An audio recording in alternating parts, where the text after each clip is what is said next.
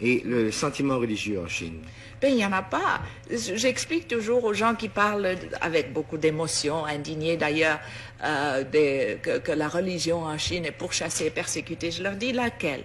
Alors ils me disent le christianisme. Je dis mais le christianisme, c'est pas une religion chinoise.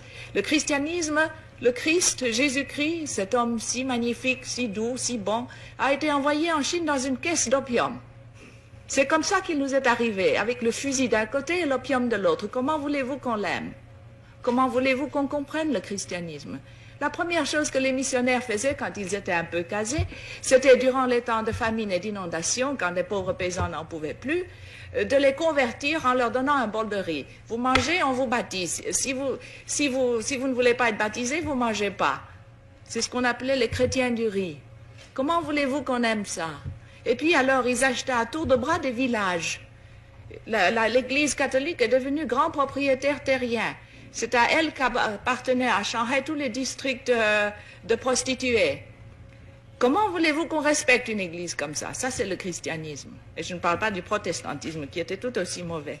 Le bouddhisme aussi a été importé. La Chine elle-même n'a jamais pu évoquer, n'a jamais vraiment créé une religion. C'est vraiment extraordinaire. Elle a eu le moralisme avec Confucius. Elle a eu le taoïsme, qui est une chose très vague. Mais ce sont deux philosophies qui font du comportement moral humain la fin en elle-même.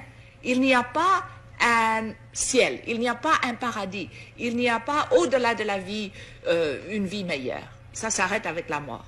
Il n'y a pas d'enfer non plus. Il n'y a pas d'enfer non plus. Il n'y a donc jamais eu de religion traditionnelle théiste en Chine? Non, pas vraiment organisé. Il y a eu un peu d'animisme et puis il y a le bouddhisme qui est venu de l'Inde, qui a subi quelques modifications. Mais la Chine elle-même n'a jamais évolué une religion. Mais elle a évolué des moralités, le confucianisme, le taoïsme, etc.